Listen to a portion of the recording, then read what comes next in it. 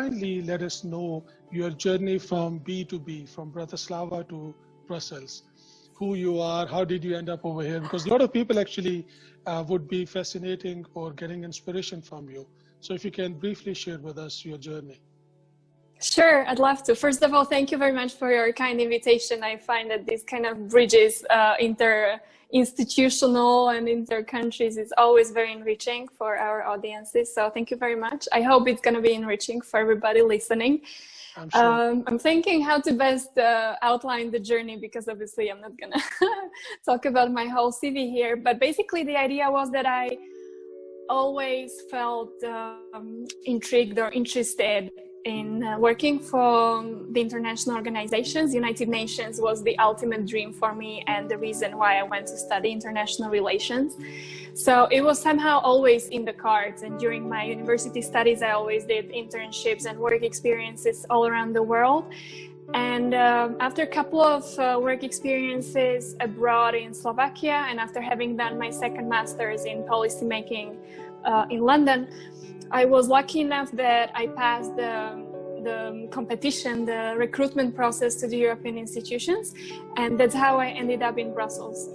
I don't know if we want to go at some stage also into the recruitment process as such, because it's on the one hand very complicated process, but on the other hand very interesting side of policymaking careers for those who are interested in pursuing new careers. So I'll be happy to share more about my journey. But basically, for me, the story was really of being passionate about international relations and European affairs. When I was growing up in Slovakia in the 90s and at the verge of the millennia, integration into the European Union was the light at the end of the tunnel, really, for the whole Central European region. And so it somehow felt natural that we were all fascinated and dreaming to some extent of careers with the European institutions. And so when it became possible, I literally jumped on the opportunity and went off to explore what it's like to work for one of the biggest policy-making institutions in the world. Absolutely, and I'm sure it's quite an honor and prestige to get into that one. In fact, as you mentioned, I did a video, by the way, on people who would be looking for careers in international organization, although that is not our focus for today. But very briefly, if you would like to share some of your thoughts, any, let's say, take-home messages on this recruitment process, because what I often get, as you know, I work for the UN as well, but often people sound like frustrated with the process. Maybe it's a bit complicated, it is competitive, I would say. So what would you like to share with so-called, let's say, aspirants who would like to join the European Union institutions?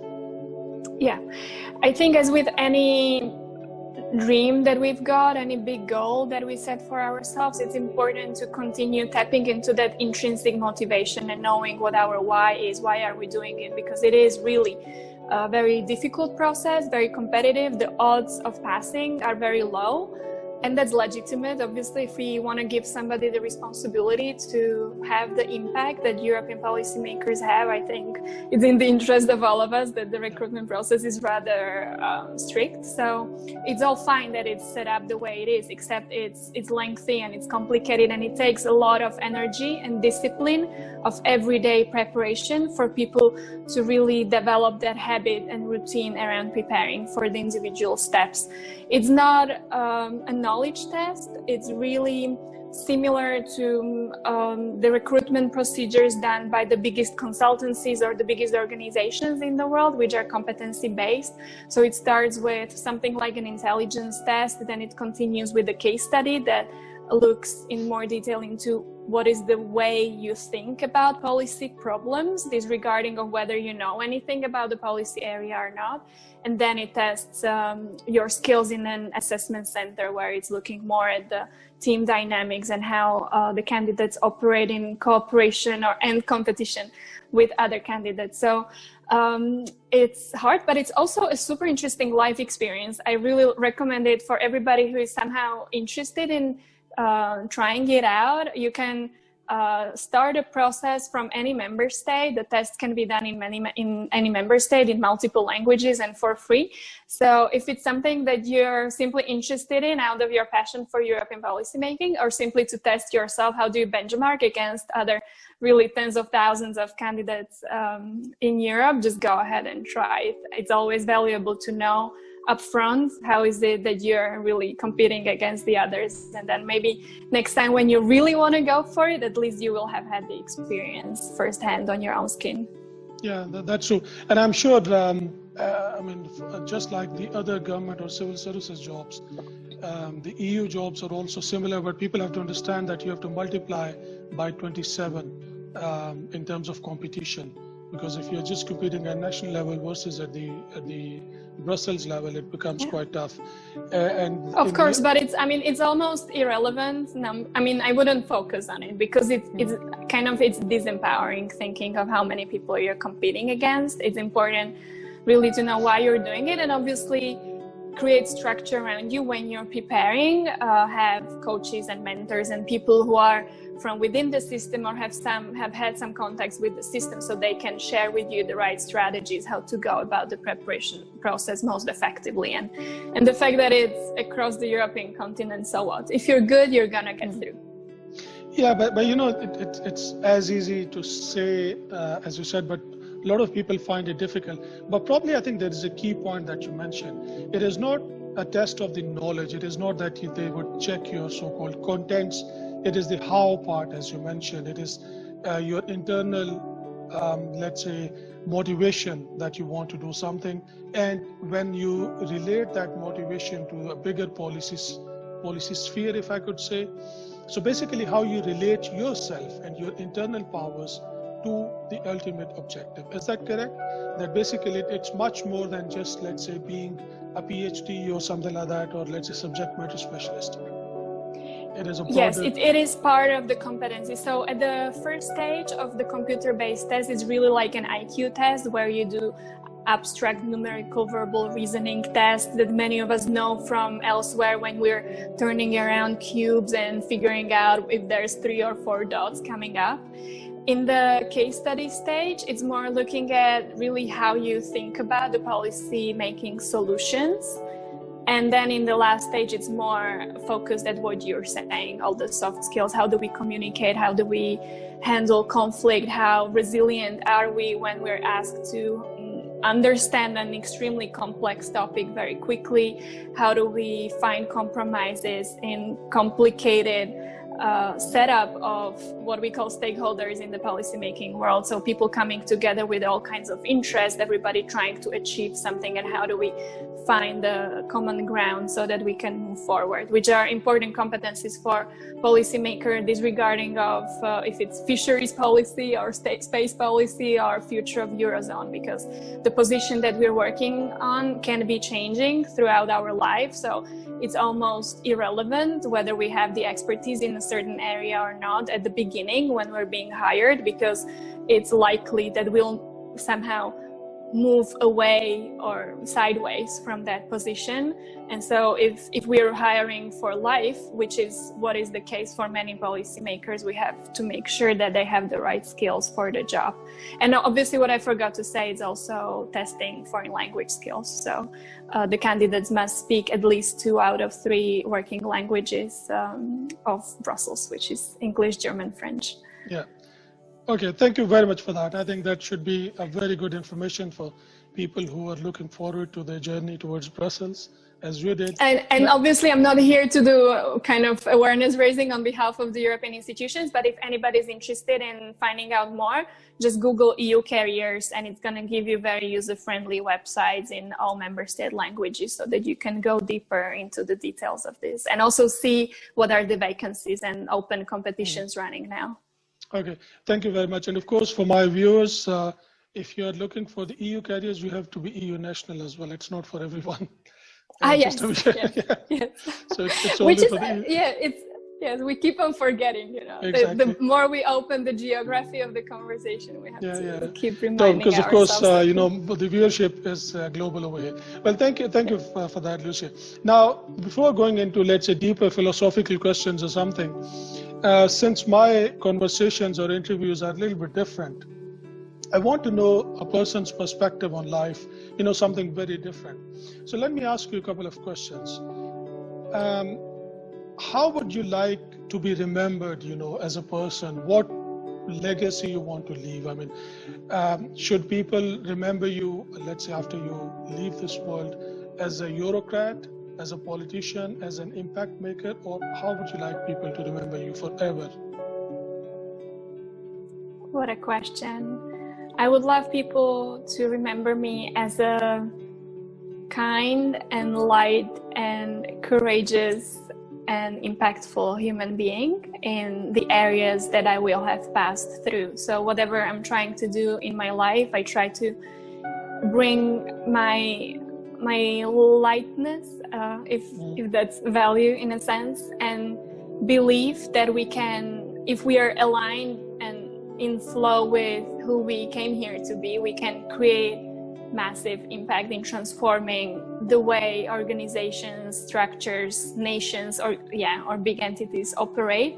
So that is my biggest passion, and that's what I understood after several years of working, or even in the projects that I'm doing outside of my formal professional engagement, that's what I'm best at, really bridging the worlds which normally don't understand each other because they don't seem to speak the same language, and broadening up the horizons for people who seem to be either stuck and not knowing how to move ahead, or having a big vision, wanting to create some kind of big social project and not knowing how to go about it. So I hope to be remembered for this, kind of having impacted either the organizations that I'm working with or individuals that I work with along the way, either as a podcast host or a coach or whatever role that I have or that I will have in the decades to come, that I will have impacted their life through seeing a new possibility and broadening up the horizons and bringing fun and lightness into it, because I think that there's a lot of overwhelm coming out of the reflections around how can we change the world and how can we be the change. It could be a very overwhelming place to be. So it's important to continue having fun along the way. Well, that's brilliant. I think your last point is particularly to be noticed, because not a lot of people think about the fun side or the lighter side. People take things too seriously, I would say. But on your previous point, I think probably at all of our levels, we can build bridges. As you said, we can build the knowledge bridges, the social bridges, perception bridges, communications, and so on and so forth across, and that could be our best contribution as individual human beings. Of course, we do in our professional, or let's say the set professional lives, whatever we do, but then we can do much more than that, and not necessarily with huge resources or platforms or power.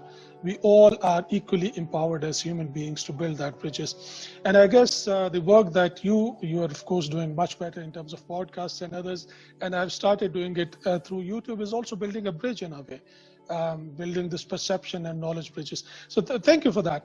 Now, moving to the next question, to, let's say, know your perception better.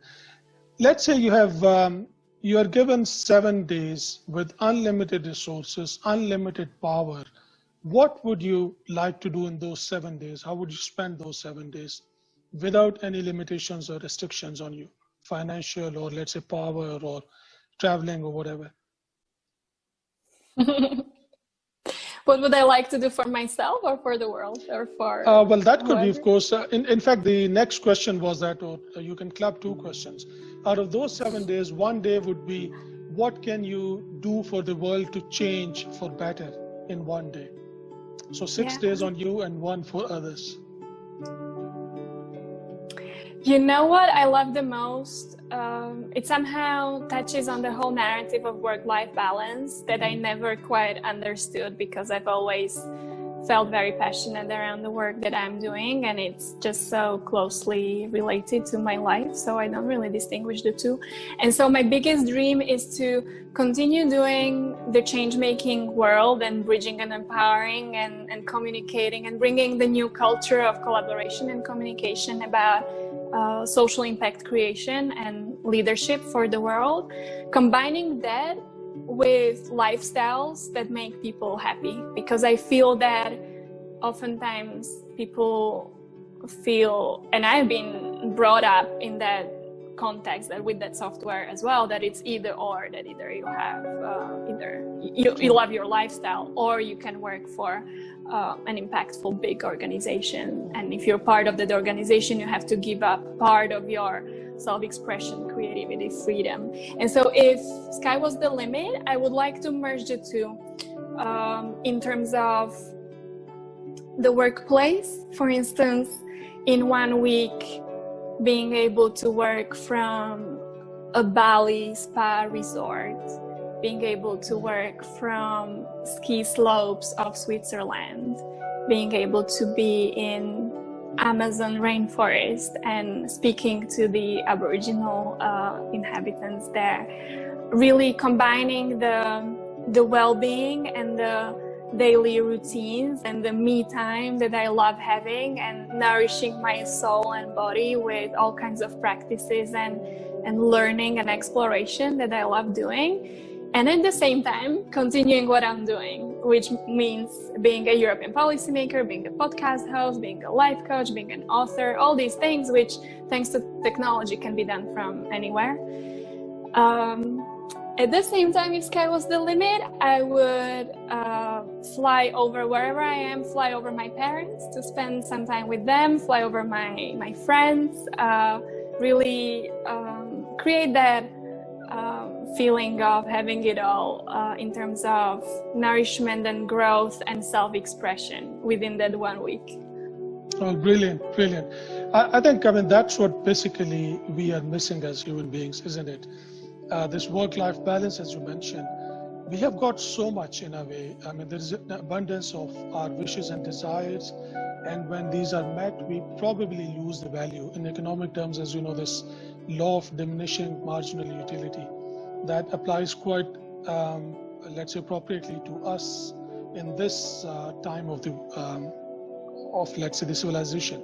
But that leads to the next question, in a way, more or less connected question. Technology, we know that it has made our life better. Nothing against technology.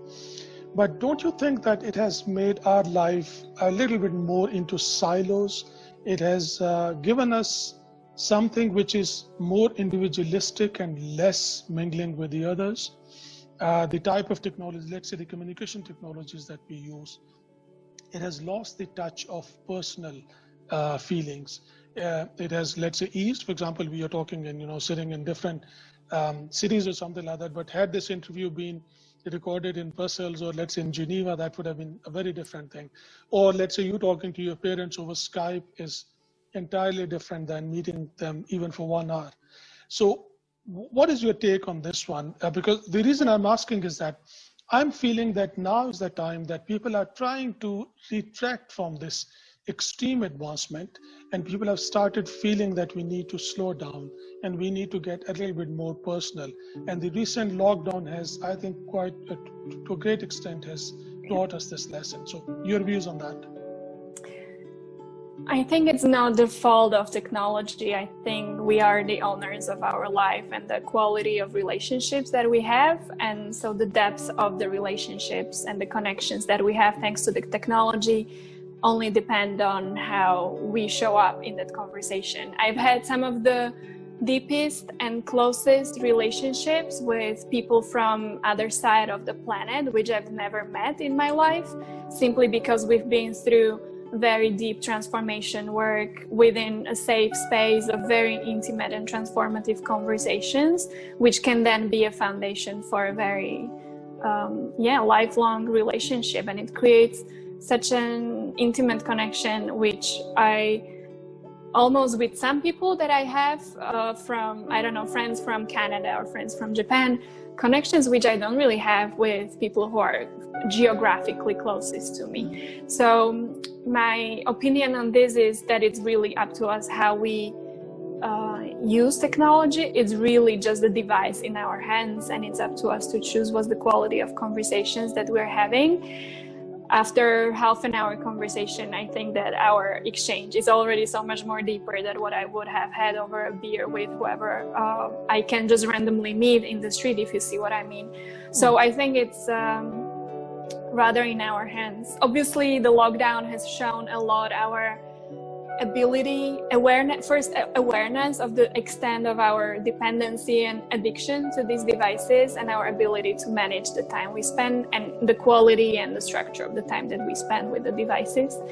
Myself, I've gifted myself for a birthday that I had in July an offline detox at a retreat that I went to, where I was offline for almost a week, because I also felt that after months of work with 4 screens at the same time, it was getting a bit too much on my nerves. But it's still not the fault of the technology. It really takes our own inner mastery to simply decide when we're switching off and how much power we give to technology. So obviously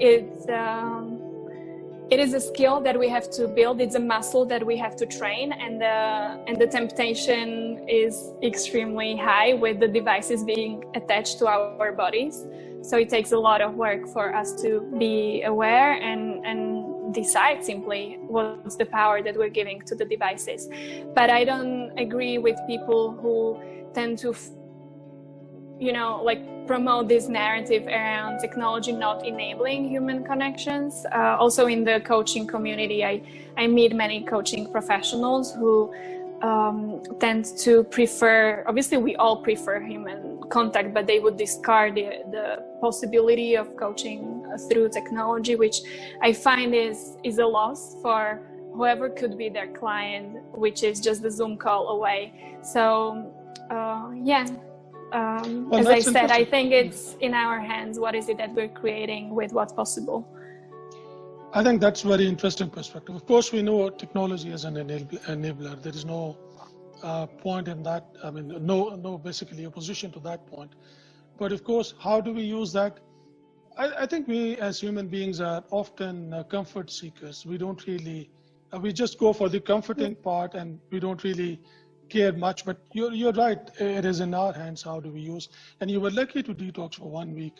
My maximum has been 17 hours, not even 24 hours. So that's how we are. I think we can all start with little challenges here and there, just how we can measure the online time on the phone. Just be aware of what the machine is telling us about our behaviors, and then I think we can all schedule a couple of hours offline per week, or an offline day a month, or it's really up to everybody's lifestyle and what's possible and what's not. But I think typically a situation would be that more offline time is possible than what we normally think. We just need to work around it and organize ourselves, and then notice what's happening in our heads when there's no immediate stimuli coming our way, and some discomfort might be arising, and we just have to deal with it because there's no device to distract us. Well, that's perfect. Thank you very much for that, Lucia. Now, we move to the second part of the conversation, a little bit, let's say, deeper or philosophical, if I might say that. I've heard a lot of your podcasts and the videos, and of course, you are a real life coach, or let's say transformational change agent. I don't know if it makes sense, but you're basically trying to have an impact or a change on that one. Now, for our views, my views are generic in a way. They're not necessarily the policy professionals or others. If I can request you to sort of summarize your various podcasts on particularly 2 points, if it is possible at all, or if you can substantiate with some other discussion. First is that at the global level, or the regional or EU, or even at the national levels, on the policy making process, we know that there is a certain political process that is involved, and we know that what are those processes, we know who are the stakeholders, and so on and so forth. So that is the mechanical part, I think. What oftentimes we do not understand or focus is the soul of that policy making. How and why exactly are we making those policies? Of course, the philosophers would say that, there's always a goal that you want to achieve. There's a target that the politicians would say that.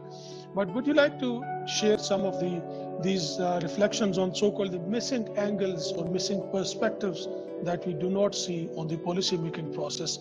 You can use, of course, the EU example if you wish, or even in generic term or abstract terms as well. So over to you. Maybe to set a bit the context for the conversation as I see it, if I may outline the origins of the podcast. So my podcast, Lights on Europe, is a project that I've started last year after my experience of being a candidate in the European elections, when I was really spending thousands of hours in the streets of Slovakia discussing about European Union with the general public and tapping much deeper into my own understanding of how people feel as citizens of the EU, what are the reasons for them not showing up in the elections, because Slovakia is chronically known for the lowest turnout rates, and understanding that it's not the content of the policy making that is interesting for them. They couldn't care less about what I thought about European army or future of Eurozone or the climate emergency, because they know we are the experts and they know that the world is complicated enough for them to try to understand the policy making process and the nature of the policy solutions. What I felt the people I spoke to wanted is really just to have a reason to trust me as the first person ever that they've met in real life from the Brussels bubble. And I think this might be symptomatic for other policymaking hubs around the world, where people feel detached from that world. They feel that we are detached from their world, hence not being connected or responsive enough to their daily problems. Once they've understood why I care, why I swapped my cool entrepreneurial lifestyle for going and work in a bureaucracy in one of the most rainiest, I guess, cities in Europe, why is it that I would embark on this career? Why is it that I care? How do I bring my heart and soul, as you said, to the process? It somehow gave them an understanding and that feeling of trust that it finally would validate or give them a reason to go and show up in the elections. And so this is the context in which I started the podcast, when after I got back to the Brussels, I felt I wanted to continue that bridging that we were talking about, giving people more insights into who are the souls behind the policymaking process, who are these people that they never see, because typically as policymaking institutions or any regulatory body in the world, we obviously communicate what is the regulatory result, what is the content of the legislation and policies that we're producing. But apart from the spokesperson or the minister or the commissioner in case of the European Commission, you rarely see who is the army of people who have co-created that process, which creates this sense of suspicion, like any other unknown. It just creates this question mark in people's minds, and I thought that it would create additional input, which might then translate into increased awareness and probably trust in the European institutions and the whole European Union integration process. And so that's coming back to your question. I think that's what's the missing piece, where obviously I understand all the context, the rules for an apolitical, neutral policy-making body and the administration, which, obviously there's the accountability rules are there for a reason, and it doesn't mean that we're all going to go off and wild and communicate what we want. But I think that really removing that veil and showing people who we are, what is our story, where is that passion for that policy process coming from? What is our individual wish and dream for that area? It can add a whole new aliveness to that conversation, which I find is missing. But it's really just my personal belief that is based on probably a relevant number of conversations. But since not too many of us are doing this, probably I might be wrong, but looking at the feedback that I'm getting through doing my podcast, it seems to have added an interesting piece into the puzzle of awareness raising about the institutions, not just for the general public, but especially also for what is one of your primary audiences, the future policymakers, the young professionals who are thinking about how is it that they can bring their talent to the European policymaking space. It's thanks to the podcast interviews where they understand a little bit more how is it that being in and around the European policymaking bubble feels, how to manage your career, how to manage your own happiness once you're in the bubble, which gives them those insights which can be very valuable in taking important decisions in life.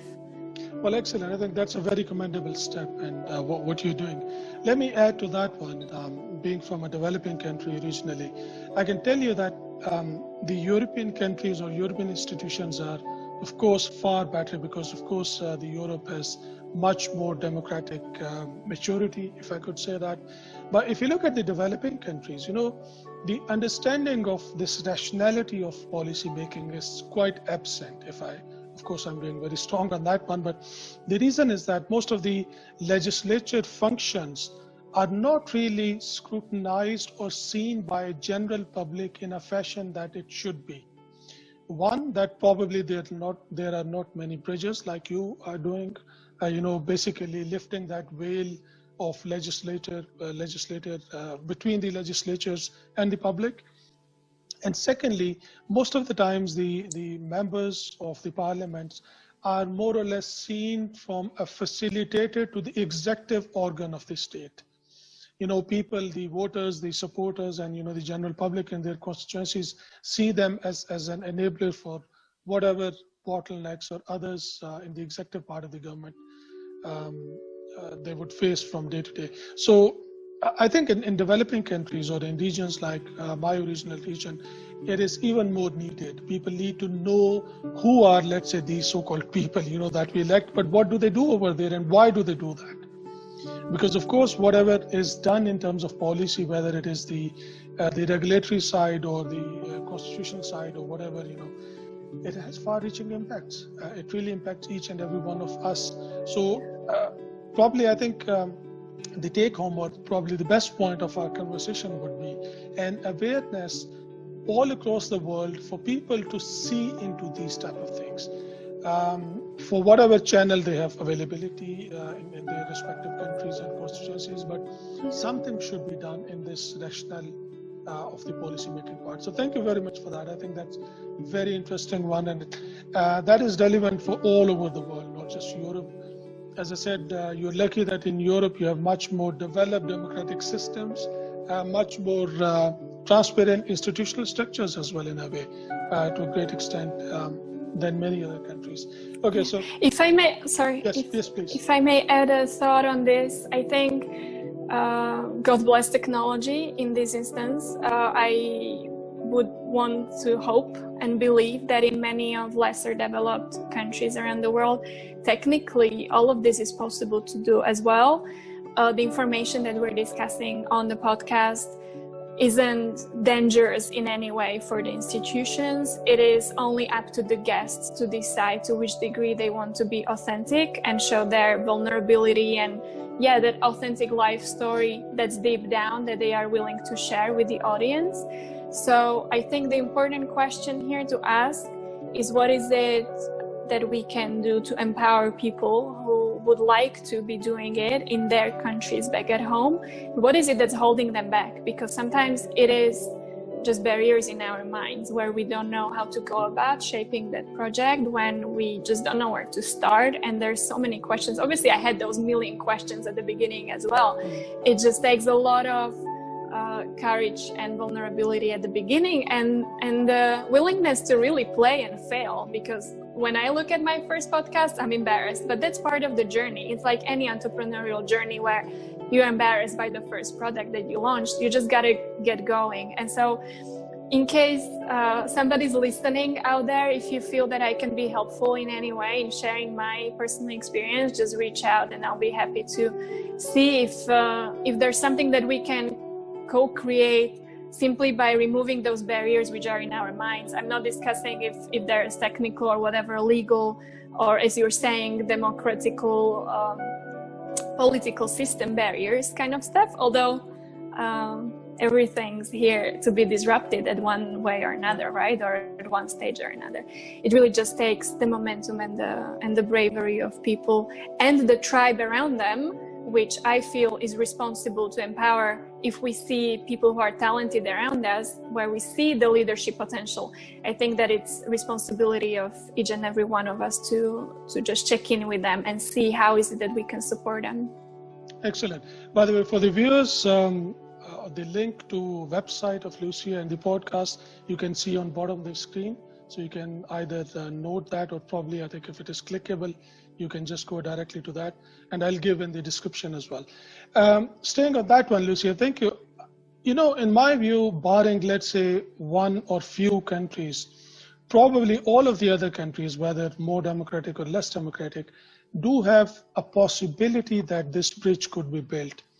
But unfortunately, in my view, a lot of countries, or let's say people, do not even know whether this is possible. Because what happens is that oftentimes we see either a very critical look or a critical, or let's say criticism on the government side. I mean, from so-called the civil society or others, or we have an extremely pro-government type of things. So there has to be something in between, without being critical, without being judgmental, something which is more of a transparency, which is more of in the nature of inclusiveness, to show them how this is done and why this is done. And that is the missing piece. I think a lot of countries or a lot of people out there like you need to fulfill that. And I'm sure this would be a message that could reach potentially to many, and they can try to build those bridges in their countries. So thank you very much for that. Now, moving to the next part, which is, let's say, your forte, if I could say, the women empowerment or the gender empowerment. We know that this is, let's say, the subject nowadays. Of course, it is quite late. It should have happened quite a while ago, but better late than never. At global level, we know at all levels, you know, whether it is UN or the countries or even corporate sector, there's a lot that is happening. But still, you know, we don't see, of course, I mean, there's nothing ideal, you know, it will take some time. It's a process. It will be done in a probably slow fashion as well. It takes time to remove the status quo. But what are your reflections on that one? Because you're focusing quite a lot on that. And I think Europe is another, let's say, positive point of Europe is that your institutions are quite good in terms of the gender empowerment. So they're enabling all of that one. But still there might be some challenges, you know, still there might be some points that are overlooked, as you mentioned in your previous conversation as well. Oftentimes we do not see the whole picture. So what are those missing pieces that you would like our viewers to focus on? Yeah. As you're saying, in Europe, we're quite lucky that we are now, as European institutions, we're led by the first female president, who is the big sponsor of gender equality agenda. We have the first commissioner in charge of equality. We adopted a very packed gender equality action plan early this year. So the possibility is there to achieve a lot in terms of gender equality by the end of this commission's mandate. Now, what I feel is the missing piece of the conversation is that once we've dealt with the numbers, we have to continue looking at the quality, which means, what I'm trying to say here is that the gender equality conversation oftentimes focuses on the numbers game, as in participation in the labor market, the volume of the pay gap, participation of female parliamentarians, politicians, what is the pension gap, what is the number of sexual assaults, etc., etc., etc., which is all extremely important problems, and I'm not trying to downplay the importance, but it is the tip of the iceberg. An important part of the conversation, which I found is often missing simply because it's more complicated, is what is the business case behind the diversity? What is it that we're gaining as institutions, as society, as businesses, if we have diversity among our staff, on our boards, among our suppliers, looking at diversity aspects of our clients?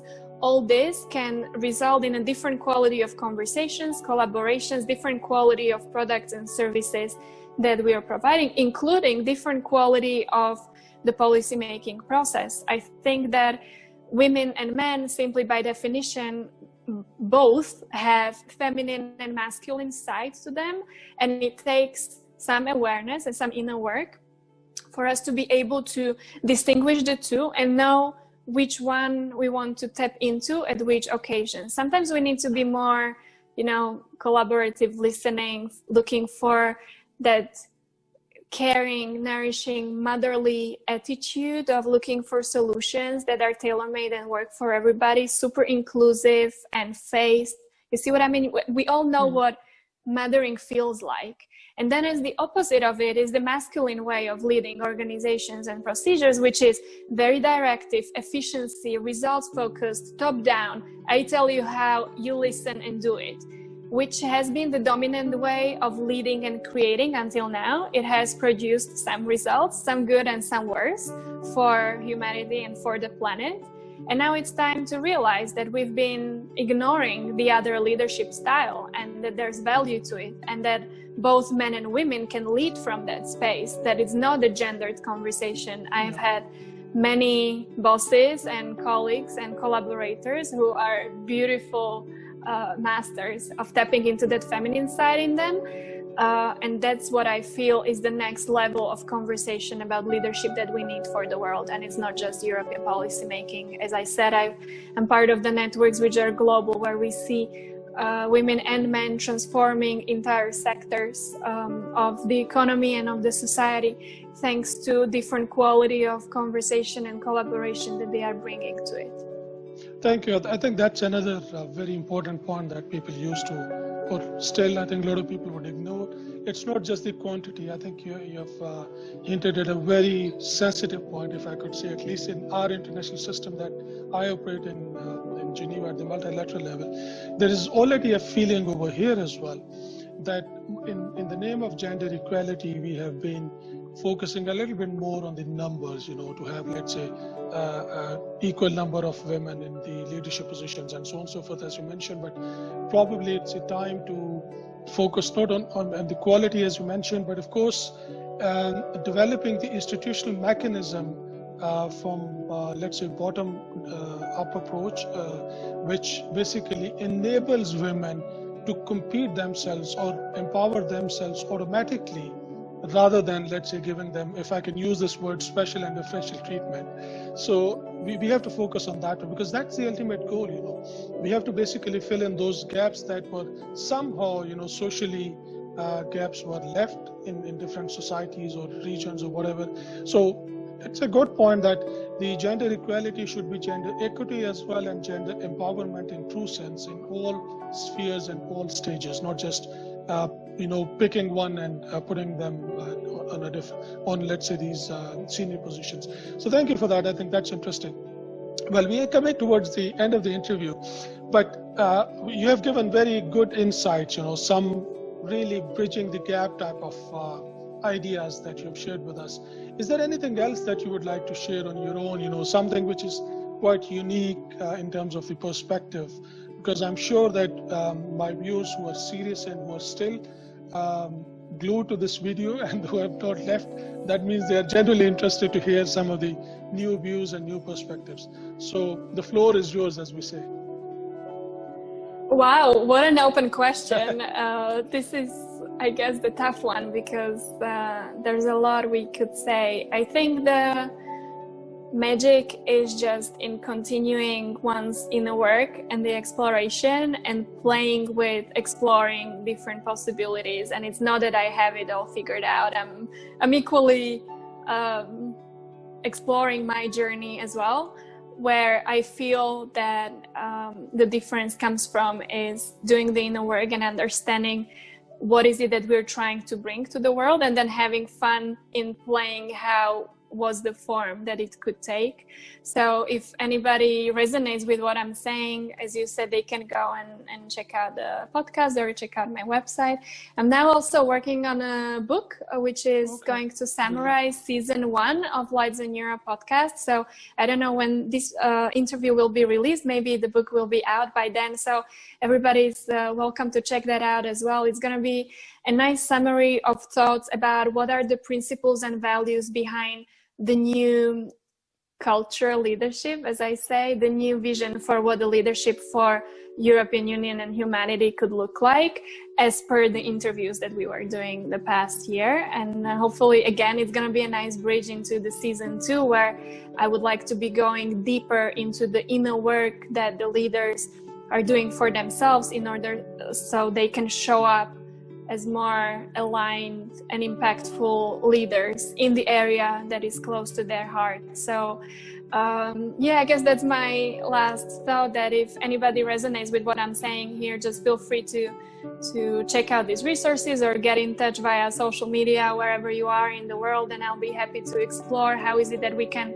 learn from each other and lift each other up, because that's what's turning out the most important or the missing piece of the puzzle for us, in particular now after the lockdown, where most of our networks and relationships have been tested quite radically, at least in the world that I'm part of, where we feel much better what was the quality of the connections that we had once we went into the lockdown. And as we're going out, we see that we've lost some and we are missing some, and many people feel at the beginning of something new, and that's where it's super important to recreate our tribes and have the right supporters and mentors and coaches and just the cheerleader tribe around us, which is going to be our supporters along the way, because there's always enough naysayers who tell us that we're the weird ones out, and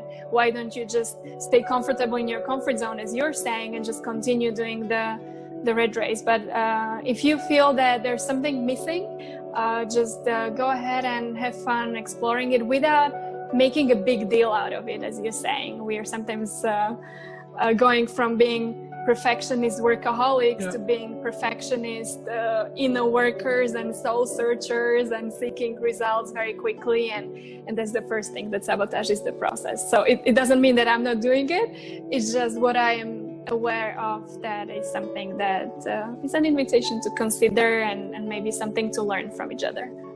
Thank you, that's brilliant. And as you said, I think in order to create the impact, we don't have to do something a very big level. In fact, the real impact or the real change comes from single steps or the small steps at the individual levels. And we should understand that at our levels, wherever we are sitting, whatever power or resources we have, we can make a change. We can be part of this change. And I always say that it is better to be agent of the change rather than victim of the change. So try to do whatever we can in terms of positivity, in terms of contribution to our society, to the world, to basically betterment of the humanity, whether it is for environmental purposes or social or economic or whatever. We all are equally empowered in a way. And then of course one can— And it does— sorry. Yeah, please.